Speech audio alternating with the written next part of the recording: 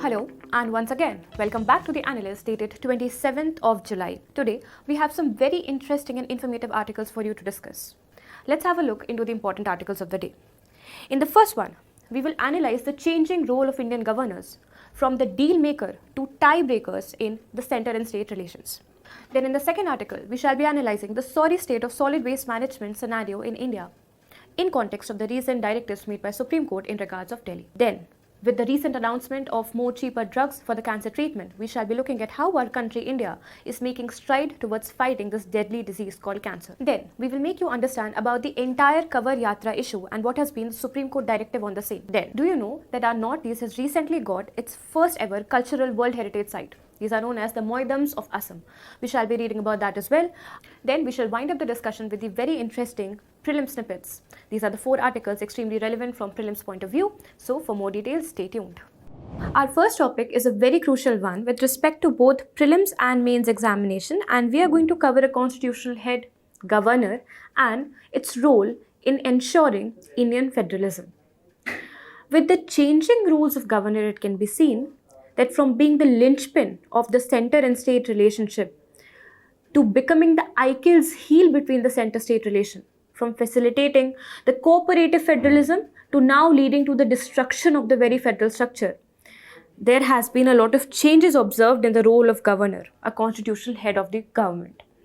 Now, what is the context over here?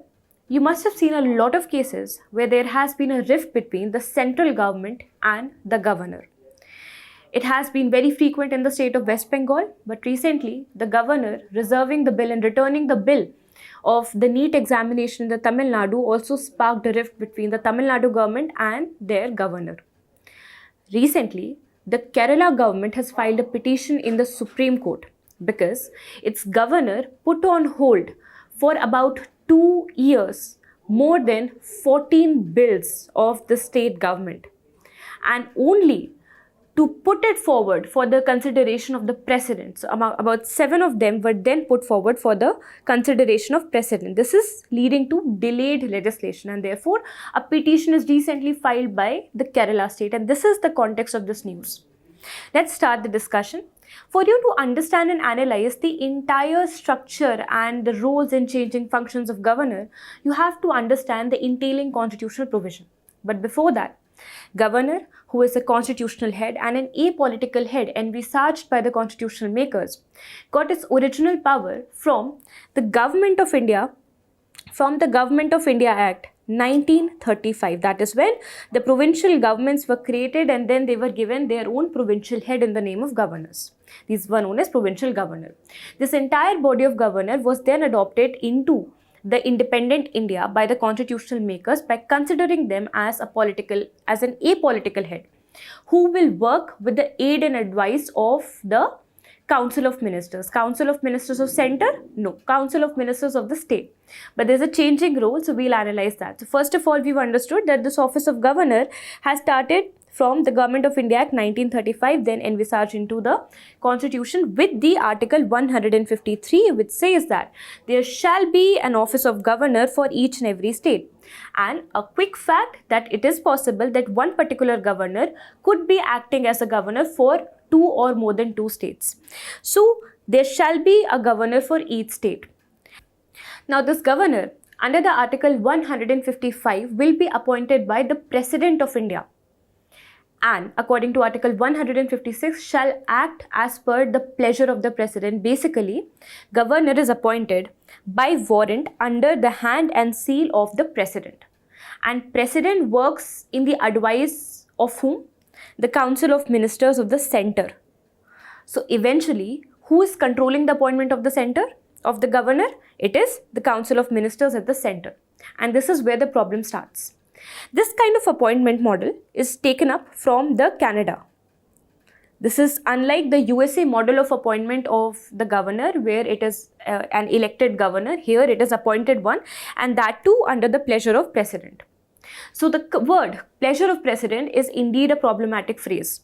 Second one is then we have already told you that under the Article 163 of Indian Constitution, the governor shall be acting on the aid and advice of the Council of Ministers of the respective states. Now, the Indian governors have got more bandwidth of exercising discretionary powers. There are a lot many discretionary powers, but some of them which are given under Article. First of all, let's talk about the legislative powers that the governor has. So, the governor has some powers with respect to passing of the legislation from the state assembly. Upon receiving any bill, the governor can either provide the assent to the bill, which means ensuring the passage of the bill. Second, withholding the bill, which basically means that the bill is going to die down. Can also return the bill for reconsideration. So now, please understand, governor can also return the bill for reconsideration to two places. First of all, back to the state legislative assembly. Can also send it, can also reserve the bill and send for the reconsideration of the president. Which route does the Indian governors typically observe? They typically choose the presidential route. Why? Because there is a provision that once this reconsidered bill has been passed again by the state legislative assembly, the governor now has to provide assent to it. But on the other hand, in the case of president, this is not so, because president can either provide assent, can either return the bill for reconsideration, or can either withhold the assent. So therefore, through this route, governor can ensure that the center can impinge upon the state legislation. Next is Article 361. Upon exercising all these powers, including the discretionary powers, governor is not accountable to the court, is not answerable to the court. Is judicial review there for the governor or not? We'll be looking into the next slide, but please understand that according to Article 361, he is not answerable to the court for the actions taken under his office capacity. Now, how are then there are allegations that the governor is acting as a center's puppet? Well, there are multiple things. We've already talked about multiple provisions. Now we will analyze it. First of all is the appointment and the lack of neutrality in the appointment. Who appoints the governor? It's basically the president. He remains at the pleasure of the president and basically ultimately under the hands of Council of Ministers. So therefore, central government generally plots the person who is best suited to their interest in the states. So affiliation-based appointment by ignoring the convention. What is the convention? That typically whenever the president has to appoint any governor, he has to consult to the chief minister. These conventions are openly flouted and heavily neglected. So therefore, appointment process is the first impingement upon their neutrality. Second is the lack of neutrality, because he owes his appointment and removal. There is no security of tenure also. They can be taken away anytime by the pleasure of the president, by the whims of the president, basically the council of the minister. So therefore, because of the fear and fervor of removal, they will always be acting as a puppet, a natural puppet of the center. For example, it was seen then in the case of Rajasthan, during the election, it was the governor himself who openly flouted the model code of conduct in order to favor the existing political party. The second one was seen in the hung assembly, which happened in Karnataka. So during hung assembly, when there is no clear-cut majority, generally what happens, that there is a ruling party who could not declare its majority and there is a coalition of opposition parties. In this particular case of Karnataka, what happened, that though the coalition opposition parties were having more amount of majority, still, because it is under the discretionary power of the governor, he gave the throne in the hands of ruling party without them evidently declaring the majority. In these two cases, heavy flouting of the rules were done by the governor. Next is the misuse of the discretionary power. As we were talking about the large and expansive discretionary power, what are these? First of all, to decide that which party has got the ultimate majority in the case of lack of clarity, who has got the majority. The second discretionary power is to reserve any bill. And when governor reserves the bill, there is no definite timeline given by the constitution by which time the person has to return the bill. So they can also reserve it indefinitely. Next is no time limit for withholding the assent, as I've already told you. Then the hung assembly are areas where prominent partisan roles can be observed from the side of governors in order to favor the central political party. Along with this, Have you heard about the Article 356? This is basically the power of the governor to impose president rule in any state wherever there is breakdown of the constitutional machinery. Please remember the difference between Article 356 and 365 in case a state government or in case a particular state is not able to follow up with the constitutional provisions, then the governor on the president on the recommendation of governor can impose Article 356, the President Rule. In the second case, if the state is not obeying to the center's orders or the center's rules, then in that case 365 can be invoked. So both the cases have to be remembered, and in both the cases discretion can be used. So what generally happens is, if a governor wants to invoke Article 356, it just cannot go and talk to and have an informal meeting with the president, rather has to submit a report. But in many cases, this reporting has been flouted as well. It is generally the Council of Ministers who report and direct the governor that in this particular state we have to impose a presidential rule. And this was seen in many cases, including till Bihar, where Supreme Court finally made clear that all these things, if they are whimsical in nature, they are under judicial review. So then, what are the reforms needed? First of all is to have a unanimity and having a due process in their appointment process and in their removal process. We have to quote certain Supreme Court judgments over here. The first commission is Sarkaria Commission of 1988, very important for ensuring Indian federalism. So Sarkaria Commission recommended that for the appointment of governor, it should be done by the president, but only after the recommendation from the chief minister of the state, so that it is not vague and ambiguous, and also not at the discretion of Council of Ministers at the center. A second recommendation on appointment is that there should be a committee whose recommendation should be taken by the president in order to appoint any governor. In this case, Venkatacharya Commission said that this committee should comprise of the Prime Minister, the Home Minister, it should comprise of the Lok Sabha Speaker, it should comprise of the Chief Minister of the state. Then there should be a due process of the removal as well. Basically, also not just highlighted by the Sarkaria Commission but also by the Punchi Commission. Punchi Commission specifically said that the phrase, the pleasure of the president, is problematic and we need to delete it. Sarkaria Commission also recommended that the governor should not be removed before delivering a fixed tenure. Another committee recommended that there should be at least 5 years of tenure fixed for the governor, just like other constitutional heads. Coming back to Punchi Commission recommendation, it also said that he should be removed only by a resolution of the state legislature and not by the whims and fancies of the Council of Ministers and the President. Okay. Next is, in order to declare majority, this is where the discretionary power is exercised, right?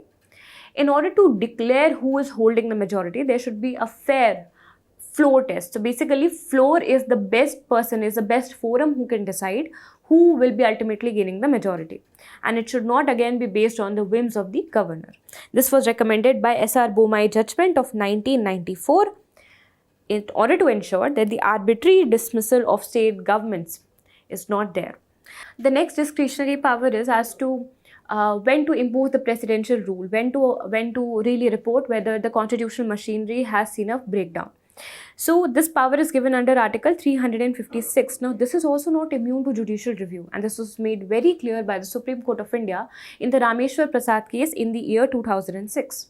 The next one is whether the government is making any action or taking any decision, there should be a constitutional morality check or not. This was made clear very recently by the NCT of Delhi versus Union of India case, and in which Supreme Court very rightfully said that there should be a constitutional morality check, if not the judicial review, upon each and every actions of the governor of every state, so that we can ensure that there is the federal structure kept intact in India.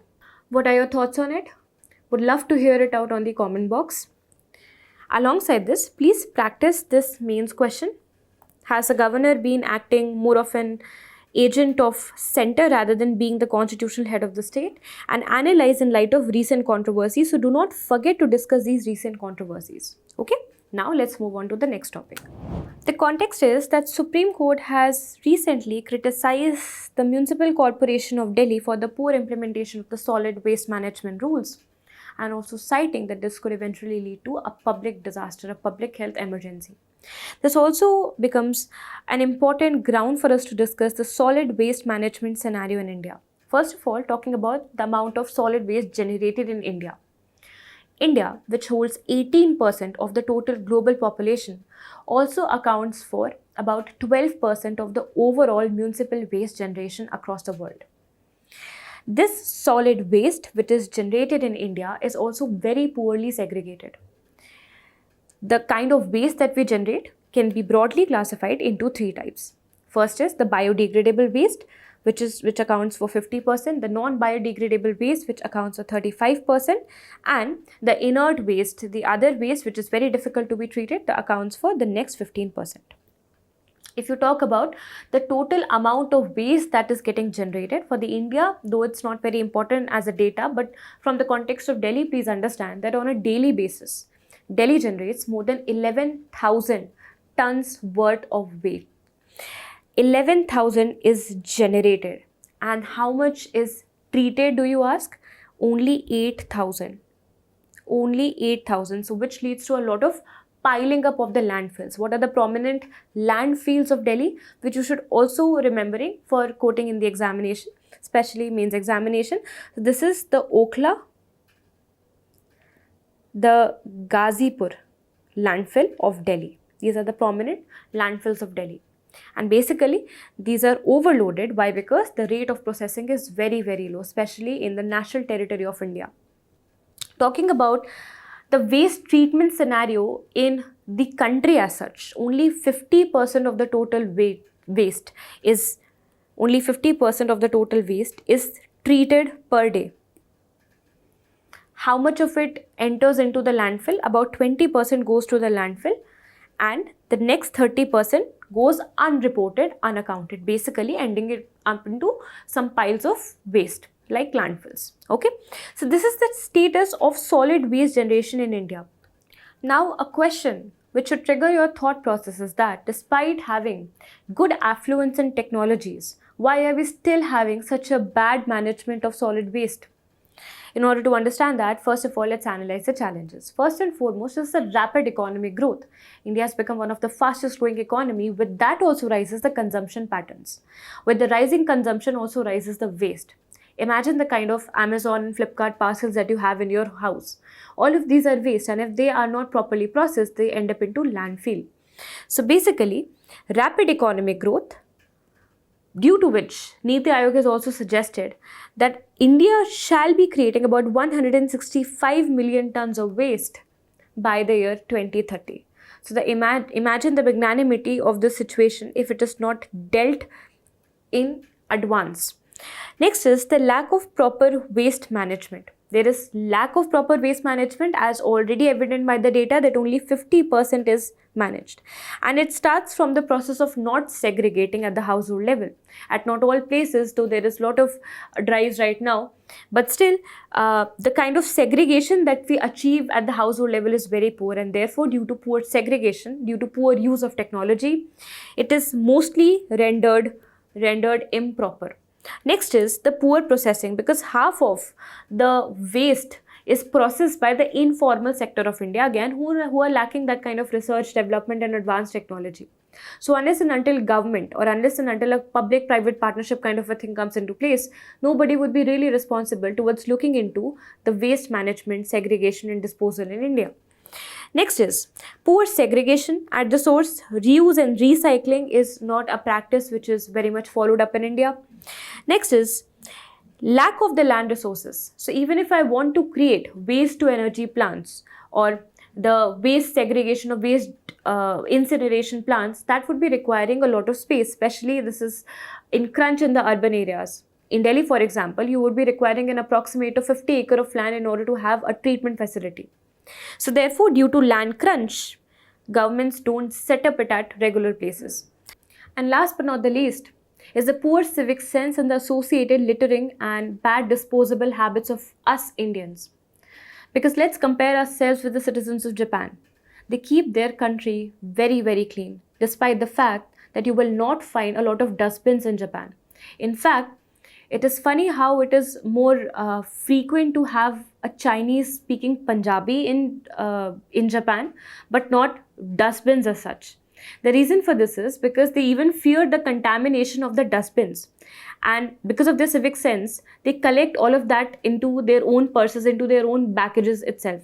So these are the kind of reasons which have led to a lot of menace created by solid waste management. Talking about the impact, there are varied: social impact, economic and environmental impact. First of all, what are the health issues which eventually leads to social and economic impact? Health issues are basically caused by the leaching. So let's say there is a land pile. Land pile will eventually be leaching a lot of gases and leaching a lot of chemicals into the soil, into the water, and also causing air pollution when it is incinerated, when this land pile is burnt.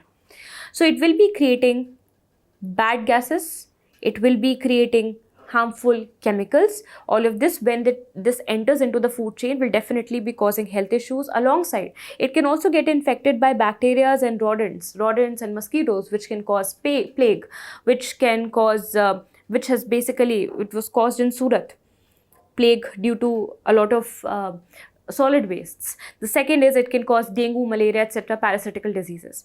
Next is environmental issues because of the heavy leaching across multiple ecosystems. Marine ecosystem can be infected, the coastal ecosystem, the avian ecosystem, all of that can be infected, even the soil can be impacted.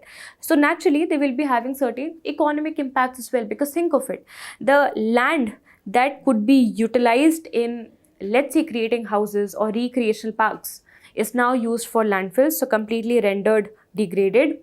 The second is because of the health burden that is coming out of poor management of waste. It's getting heavy on the pockets as well. So there is a lot of economic impact. And second is it can also lead to clogging of the drainages, and this can eventually cause a lot of transportation problems. So transportation fuel, transportation damages can also be done with the impact of the poor management of solid waste. So then what can we do, and how India has been going about it? The first thing we need to do is to take care of the planning of the waste management, basically to ensure and to have very strict insurance of waste management, waste segregation, and also to have certain technologies, for example IoT, so that the dustbins and the waste collector can be notified side by side with the help of RFID or with the help of IoT technology. So for policy as such, we have got multiple rules already in place. For solid waste, we have solid waste management rules. For e-waste, we have e-waste management rules, we have plastic waste management rules, all coming from the Environment Protection Act of 1986. Along with this, we have also established the polluters pay principle, which means the person who is creating is eventually responsible for the entire life cycle, and this is also known as the extended producer responsibility. Then we have also established certain rules. For example, the extended producer responsibility. The producer of a commodity is entirely responsible for the full life cycle of the product, right from the origin to the disposal stage. So this was included in all these three rules. And then there is polluter pay principle in order to penalize the polluter. We have also got Swachh Bharat mission working in both urban and rural mode, and with the help of this, central government basically gives the financial assistance to both urban bodies and the rural bodies in order to ensure cleanliness, in order to ensure the waste management. Next is some of the policies which are supporting the recycling and processing of the waste is also very important. Do we have some in India? Well, we have some. For example, the Compost Banao, Compost Apnao campaign. This is by Ministry of New and Renewable Energy, wherein they incentivize the household who are willing to convert their vegetable waste, the biodegradable waste, into compost and then use it as fertilizer. So this is to incentivize. Basically, what are we promoting? We are recycling the waste. Next is waste, because it can contain a lot of methane and biomass, which can eventually be converted into biofuel, let's say. So we can also generate waste to wealth plants in order to identify the existing technologies and to rope them into our Indian infrastructure. Government has created waste to wealth portal also. Next is Project Replan. This is very interesting one. When you go out for the shopping, especially buying vegetables, you must be getting a very unique kind of poly bags, which have a blend of cotton.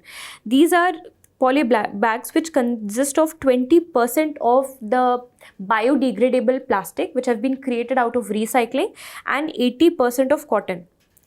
This was generated with the help of, and these are getting generated with the help of Project Replan. Then we also need to scale up the waste to energy power plants. One case study would be the case study of Indore, cleanest in India since 8 years. So Indore can be taken as a testament where a very active waste to energy plant is responsible for making it the cleanest in the country. Next is we can take use of of the existing rules, but by ensuring their strict implementation. And finally, we need to change our behaviors. We need to bring in public awareness so that the waste doesn't get generated unruly in the first place, so that the other problems of segregation and treatment doesn't arise. So this is how we'll be able to make our India clean. Now quickly, please practice this question that we have availed for you and try to answer it. Now coming to the next topic, this is about the study of cancer and how cancer is impacting India and what are the measures taken by Indian government. What is the context? Let's quickly read about that. Recently in the government, our finance minister has announced reduction in the customs duty in the 3 very important cancer drugs. The name are these, quite difficult to pronounce, so I'm leaving it to you.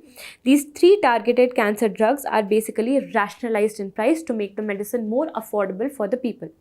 Why is it important for India and what is this disease of cancer? Cancer is the rapid multiplication of the harmful cells inside the human body. In fact, on a very day-to-day basis, we have about 100 million of cells multiplying inside us. Many of them are cancerous in nature, not sure of the total number, but many are cancerous. They are eventually beaten down by the T cells, which are providing immunity to the body. So basically, T cells are regularly killing the cancerous cells, but in some cases, due to genetic mutation or due to some of the deficiencies in the body or due to some of the other lifestyle problems, a person could be developing cancer. Cancer is basically rapid multiplication of a cell, which compromises and overpowers the immunity system, eventually leading to death in many cases. There are multiple types of cancer depending upon the targeted area. First of all, if it targets the epithelial tissue that lines all of the organs of the body, then this is known as carcinoma cancer or basically skin cancer. If it is attacking the soft tissues or the bones or the blood and it begins in the bone, then this is known as sarcoma. If the cancer is getting multiplied in the lymphatic system or basically in a system which is responsible for generating the RBCs, WBCs, basically bone marrow, then this is the leukemia kind of cancer. And if it is a cancer of the lymphatic system, then it is lymphoma cancer. Then we have lung cancer, skin cancer, brain tumors are there. There are multiple types of cancer, and that is where the main problem comes, because not every cancer can be dealt with a same type of medicine. Talking about India's cancer burden, 47% rise has been seen alone since 2020. What is the likelihood of a person developing cancer in India? It's 1 on 9, and for cities like Delhi and Bangalore, it's 1 on 4. Then 8 lakh patients are getting generated every year who are suffering from cancer. This rate of incidence is very high in women as compared to men, who are prominently suffering from the cervical cancer, and the second number is the breast cancer. In the men especially, lung cancer, and in fact lung cancer is the most common cancer in India. There are multiple therapies for it. Some of the conventional ones are, for example, surgical removal of the tumor or the lump. Second one is administering radio waves, so radiotherapy. Next is administering a chemical, basically iodine is injected, so this is chemotherapy. And there are some certain non-painful methods also. These are basically CAR T cell therapy and the CRISPR-Cas9. CAR T cell is very important because it has been recently in news because India has developed its own indigenized CAR T B cell therapy. Now, for the sake of general awareness, you must also know about the causes and challenges caused by cancer. First of all, what are the causes? The very drastic changes in the lifestyle. The kind of food that we are consuming are consisting of high trans fat, high amount of sugar. So basically, which can activate a lot of free radicals in the body. The kind of stress that we consume can again trigger the free radicals. Second is the tobacco that people consume, the over alcohol consumption or having sedentary lifestyle, which is basically lifestyle which is laid back, not very active, that can eventually lead to creation of certain toxins which can eventually manifest into cancerous cells. So the very lifestyle choices. And the second thing is, even if your lifestyle is good, you are subjected to places which are heavily polluted because you're consuming something which might be containing, let's say, a heavy metal, or which might be having certain gases, for example nitrous oxide or sulfur dioxide, etc. right? So because also you could be consuming food inherently containing the fertilizers because of overuse of fertilizer in India. Because you are consuming chemical into your system, they can again trigger the free radicals in the body, creating cancerous cells. Next is poor accessibility and affordability. So we have been accustomed to things which could be triggering cancers. It could be due to genetic mutation as well. But it can be mostly seen in places like rural areas where they are keeping up the hygiene, they are consuming the organic food, but still many people are dying out of cancer because of poor affordability. The cancer medicines are very expensive, and that is why this is a very welcoming step from the government of India to make it more affordable. Second is the accessibility of the doctors. By the way, what are the specialists of cancers called? Can you tell about it? So it's a general knowledge question I'm asking, expecting your answer in the comment section. Now, talking about the cancer specialists, we have only 2,000 upon 10 million cancer patients. Just imagine that number for once. Second is decreased amount of permitted level of morphine. Morphine was used as a pain reliever, which was administered to the patients. This is lowest in any country. So this is lowest in India. Next is, what are the measures to reduce this burden? So first and foremost, we have a very integrated policy which is responsible for not only training the professional but also diagnosing the cancer at early stage, also providing affordable treatment. This is the National Program for Prevention, Control of Cancer, Diabetes, Cardiovascular Diseases. All of them are non-communicable diseases. Next one, to ramp up the awareness among the public, there is National Cancer Awareness Day celebrated on 7th of November each year in India. Next is the HPV vaccine. This is basically human papilloma virus vaccine, which is responsible for a lot of cancers, especially the cervical cancer, leading cause of death in women in India. Next is the tobacco control program, because if you are able to control the tobacco, because we have already read in the previous analyst that tobacco production cannot certainly be the best way around, but tobacco consumption can be controlled. Okay, so having certain advertisements, having warnings on the packets, all of these are under the National Tobacco Control Program only. Next is, in order to financially incentivize the state government so that they can create certain tertiary centers, we have Rashtriya Arogya Nidhi. Next is India's first homegrown gene therapy. What is the name? What is the name of this gene therapy? Which was in news and which I have already told you in the previous slide. Try to answer this as well. Next is the first cancer care initiative. This is basically to accommodate all the existing technologies and also to develop them more and utilize them into the treatment and prevention of cancer. Next is tertiary care cancer center scheme. As the name suggests, we'll be creating tertiary care center, which means the operative facilities, especially in the remote areas of India. Okay. Next is the very welcoming news by the interim budget, which said that there will be encouragement of vaccination of girls aged 9 to 14 years to prevent the cervical cancer. It is still not there, but this one could be a very good way forward in order to deal with or to remove a lot of cases of cervical cancer in India. And now let me make you understand the Cover Yatra issue. First of all, Cover Yatras are basically processions that are pursued by Hindus in order to commemorate the Sawan Mass or the month of Shravan, which is very holy and auspicious for them. They pay their devotion to Lord Shiva, and they carry a cover yatra. They carry a cover yatra for a very long route, and this particular issue is related to the conflict between Article 25 of the Indian Constitution. Right to practice the religion, right to profess the religion. Second is a lot of other articles, right to privacy, right against discrimination, right to equality, so on and so forth, right to do trade, so on and so forth. So what is the context? Supreme Court has extended the interim order staying the directives. So basically, Uttar Pradesh and Uttarakhand police issued a directive that all the eatery shops who are aligned in the route of this yatra, they have to reveal the name of their staff and their owner. They have to display the name of the staff and their owner. Can you see this image? Here, owner's name is given. And not only the fact that it is a vegetarian or a non-vegetarian restaurant, but eatery has to now expose the name also. This was the directive made by the Uttarakhand and Uttar Pradesh government. Now, what happened? That Supreme Court made a directive, and according to which this order will be put to stay. So this has been stayed, and the stay has got extended up to 5th of August. So this is the context which we are going to read. It is important from judicial activism and reading Indian society point of view. First of all, let's understand the issue. First of all is the directive to display the names. So what happened? On July 17th,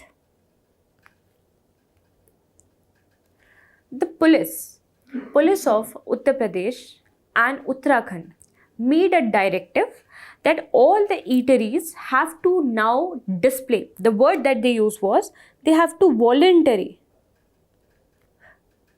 display the name of owners and the staff, but primarily the owner of the eatery. It was voluntary, so there shouldn't have been any issue. But then what happened? Upon seeing that somebody is belonging to a Muslim community, they targeted that shop and also led to the closure of the shop. So some of the shops were targeted and they were closed, especially belonging to a particular religion. So this invoked a response from the civil rights activist, especially led by an NGO, Association of Protection for Civil Rights. They, along with some of the professors of the Delhi University, they went to the Supreme Court to say that this is a grave violation of many fundamental rights of the people who are laying down these businesses. So what happened? On July 17th, this issue came. Then on July 22nd, the Kanwar Yatra started. And when the Kanwar Yatra started, the whole idea was basically to ensure that the Kanwariyas, or the people who are taking up these processions, they have to be served with hygienic and vegetarian food only. If you have to serve anybody vegetarian food, you can as blatantly tell that this particular shop is vegetarian shop or non-vegetarian shop, which is basically a practice which is found across India, across the world also. But in this particular case, they were asking for the very name, and this propelled the entire issue against some of the violation of fundamental right. So I hope you've understood the issue that is going on with this Kanwar Yatra. Now, upon filing the petition, Supreme Court took the issue in its hand and Supreme Court stayed this notice. One question that should come to your mind is police really empowered to issue such notices, whether somebody has to reveal their name or not? The answer is a clear no. The only statutory provisions that we have to ensure mandatory compliance of vegetarian food is through two acts. The first act is the Food Safety Act. And the second one, in order to control and regulate the shops, there is Street Vendors Act. Apart from these two acts, which again have to be proclaimed by the administration, by the civil administration, not by the police authorities. So therefore, it comes very clear that police was not having the power to make these proclamations. Now, let's analyze the entire issue and how is it infringing some of the fundamental rights. The first thing is it promotes discrimination solely based on religious and caste identity. If upon knowing that a particular owner belongs to a particular caste or a particular religion, their shops were attacked. So this is the first one. The second thing is it is an impingement upon their right to privacy, because they are now, although in the ambit of voluntarily disclosing, they're actually forced to disclose their name, which is basically infringement of right to privacy guaranteed to me under Article 21. Second is infringing the secular character of India, secular character of the Republic of India, because you are threatening a particular community, targeting a particular community on the beset of other. Second is abuse of power by the police, because police was not empowered to make such directions. Next is directions imposed were unreasonable and they were trying to restrict the business activities by a particular community, again infringing their right to practice their profession, right? Supreme Court then also made this directive that you go to a restaurant depending on the menu and not upon who is serving. And this is a very good statement made by Supreme Court. The idea of this directive is exclusion by identity. And this is not the Republic of India be envisaged in the constitution? So I hope you've understood about this issue. Now please try to practice these two PYQs as well, which will help you refine your arguments in the mains examination. So the context of this topic reads that in an important cultural achievement for India, especially the Northeast, the Moidams are basically the tombs which are containing graves. Whose graves? We'll be reading it eventually. But these are the tombs containing graves. These are 700-year-old graves which were created by the Ahom dynasty. And this has recently been rendered as the 43rd UNESCO World Heritage Site of the India and the first cultural site of Assam. So does Assam does not have any other UNESCO World Heritage Site? It has, but in the natural list. So in the natural list, it has Manas National Park and it has Kaziranga. It has Kaziranga National Park. But this one is the first cultural of the entire Northeast. We also have Kanchenjunga, but again, that is a mixed heritage site. Now, let's quickly talk about the Moidams. And why is it particularly called the Charaideo Moidams? Because there are multiple Moidams in the entire valley of Brahmaputra. Moidams means basically these are the tombs of clay or mud which are carrying inside them a burial system, a grave of the Ahom royalties or their aristocracies. This was built about 700 years ago, 13th to 19th century, and it has been a part of the tradition of Thai Ahom community. Where is it situated?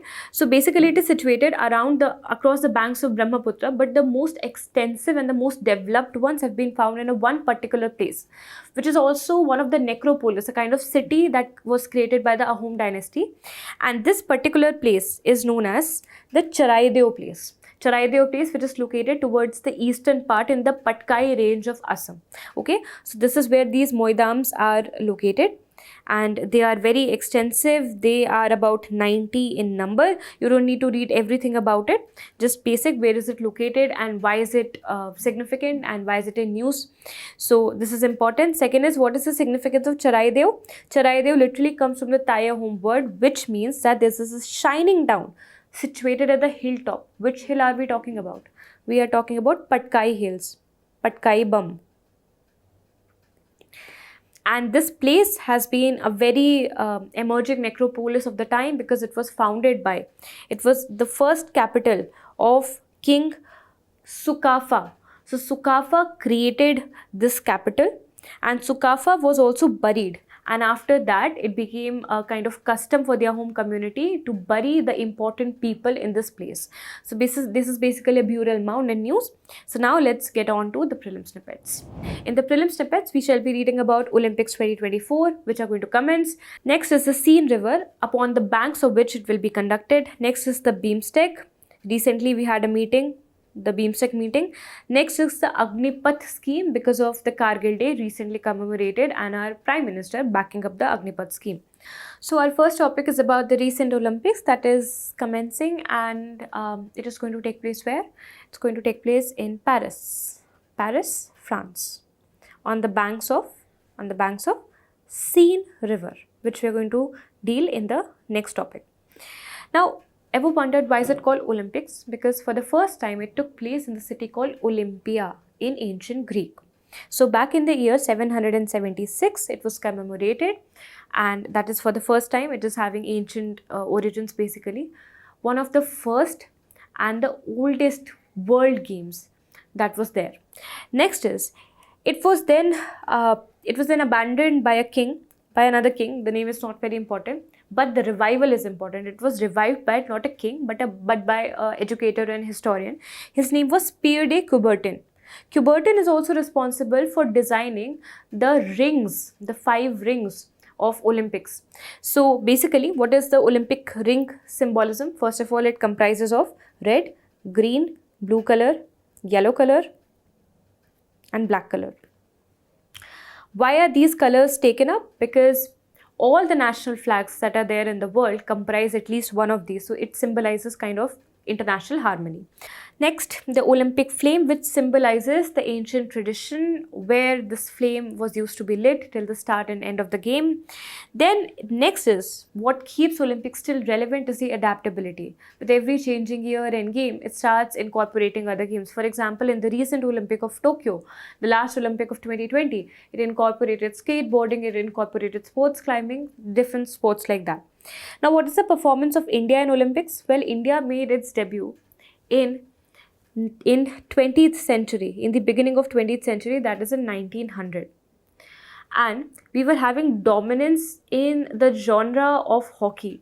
Do you know that from 1928 to 1956, we were continuous holders of gold medal, consecutive holders of gold medal in the sports of hockey. The first individual gold medal was given to us by, was brought in up for us by Abhinav Bindra in the 10-meter air rifle, and this happened in year 2008. Then the first woman to win Olympic medal for us was Karnam Malleshwari. She won a bronze medal in weightlifting. Then PV Sindhu in 2016, Karnam Malleshwari I think in the year 2000, and PV Sindhu in 2016, and she won a silver medal for us in the badminton game. And finally, Tokyo 2020 has been the most successful Olympic year for us.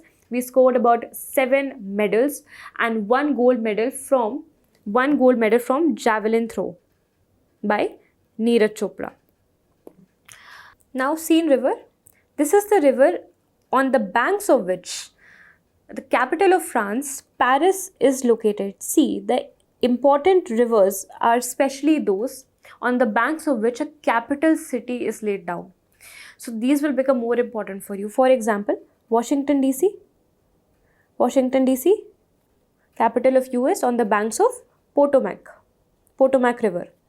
For example, Berlin, capital of Germany, on the banks of Spree River. For example, Bangkok, capital of Thailand, on the banks of Chao Phraya or Menam. Then New York, another important city, on the bank of 2 rivers. One is Hudson, second one is St. Lawrence. Coming back to Seine River, so it basically originates from France only and it drains into France. Okay, so it originates from this region which is very famous for making wine. So it's a very prominent vineyard. This is known as Burgundy. So it originates from Burgundy. Then upon reaching the city of Paris, it is joined by its largest tributary. The tributary is Marne tributary, and then it finally drains into English Channel, not North Sea, but English Channel, that which separates the south or the southern United Kingdom with the northern France. So this is the Spree River. This is the Seine River. Please remember that it is the capital city of Paris is located on its bank. This is a PYQ which has been asked by UPSC multiple times in the state PCS also. Try to answer it and try to take notes of rivers and associated cities. Next one is BIMSTEC. We'll be quickly revising it. So BIMSTEC stands for Bay of Bengal Initiative for Multi-Sectoral Technical and Economic Cooperation. When was it founded? It was founded in the year 1997 through Bangkok Declaration. How many countries are there in BIMSTEC? So basically Nepal, Bhutan, Bangladesh, India, Thailand, Myanmar and Sri Lanka, all the neighboring countries of India are a part of it. As you can see, except for Pakistan, all of them are part of it. Country which is not immediate neighbor of India, that is, we have got Thailand and we have got Sri Lanka, not immediate neighbors, not touching the boundaries with India. So these are also part of BIMSTEC. Okay. Next is the Agnipath scheme. We will quickly read on to the provisions of Agnipath. So first of all, what is the issue that the Indian government is trying to solve via the scheme is basically the aging Indian armed forces. Average age is very high. So, when we are inducting youth into armed forces, we will eventually make our armed forces more youthful, and this is argument put up by our Prime Minister. So what is the objective? To bring down the average age profile of the Indian armed forces from about 4 to 5 years. How are they going to do it? By inducting aspirants from the age of 17.5 years to 21 years. Remember, it's not 22 years, it's just 21 years. Recruitment will be done in a frequency of twice a year. And what are the benefits that they are going to get? Please remember, this is an induction scheme, but this is not a permanent entry into the armed forces. In fact, the person who are inducted and recruited will only be able to serve for 4 years. What will happen after 4 years? After 4 years, a kind of recruitment again would be done, and only 25% of the batch will be recruited back again, not for the permanent commission, but only for the next 15 years. And this is why it is getting a lot of uproar. Now, talking about the benefits, first of all, during the services, one person would be entitled to salary package. Numbers are not very important, but salary package, life insurance, that will be there. After delivering the 4 years of service, what will happen? They will be getting a one-time Seva Nidhi package, one-time Seva Nidhi package of 11.71 lakh rupees, and in the case of death, there will be a payout amount as well for the family. So these are the benefits of, and these are the provisions of Agnipath scheme. So this was all about today's session from my side. Do not forget to have a look onto the handout of this discussion and also try to solve the questions that are given to you in both objective format and subjective format. So with this, I shall take your leave and see you again.